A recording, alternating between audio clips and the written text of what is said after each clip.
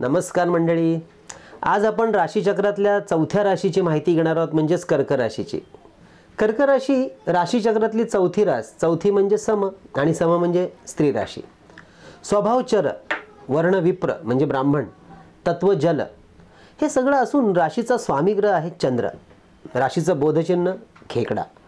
त्यामुळे या व्यक्ती मनाने हळव्या जरी असल्या ना तरी कर्तव्य कठोर मात्र असतात।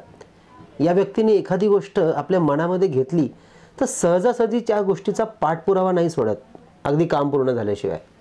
चिन्ह खेकडा, ज्याप्रमाणे आपल्या नांगीमध्ये एखादी गोष्ट पकडली तर नांगी मोडल्याशिवाय सोडत नाही ना, अगदी तसा स्वभाव या लोकांचा असतो। राशी जलतत्वाची असल्यामुळे मनामध्ये कपट नसतं, जलाचा निर्मळपणा यांच्यामध्ये फार चांगला असतो। सगळ्यांशी मिळून मिसळून राहणं आणि ही वागण्याची हातोटी मात्र यांच्यामध्ये चांगली असते। यांची वागणूक मृदू संस्कारी असते, लोकांना मदत करायला फार आवडतं। सामाजिक जाणीव चांगली असते।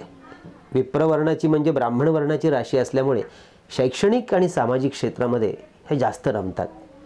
शिकवण्याची आवड खूप चांगली असते। कठोर नसल्या तरी शिस्तप्रिय मात्र असतात। चंद्राचा प्रभाव राशीवर असल्यामुळे थोडासा स्वभाव मुडी असतो।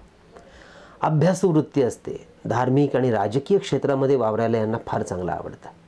कोणत्याही प्रकारचं काम करायला यांना आवडतं, अगदी संकोच करत नाहीत।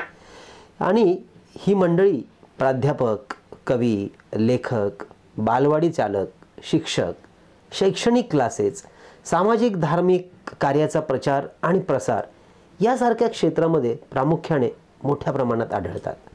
त्याचप्रमाणे दूध आणि दुधाचे पदार्थ, ice cream parlour, beauty parlour, interior, fashion designing ही क्षेत्र, अत्तर सौंदर्याची क्षेत्र यासुद्धा क्षेत्रामध्ये कर्क राशींचा समावेश होतो आणि ही क्षेत्र फायदेशीर सुद्धा ठरतात।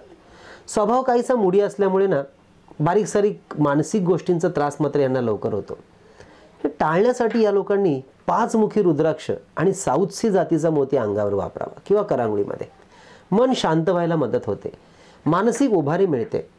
हां, पण सर्दीचा मात्र त्रास असेल ना तर मोती वापरू नये, त्याऐवजी पाचूचा वापर करावा।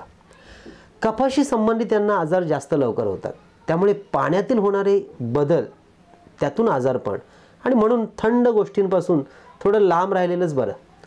कर्क राशीच्या लोकांनी शिव उपासना वाढवावी। वर्षातून एकदा तरी रुद्रपाठ, लघुरुद्र यासारखे धार्मिक विधी आपल्या वास्तूमध्ये आवर्जून करावेत। ओम नमः शिवाय हा शिवमंत्र 11 वेळा तरी म्हणावा। सोमवारी 1 माळ जप करून महादेवाचं दर्शन घेणं निश्चित भाग्यकारक ठरतं। मंडळी, आज आपण कर्क राशीची माहिती घेतली।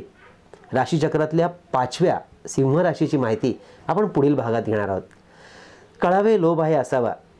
नमस्कार, धन्यवाद।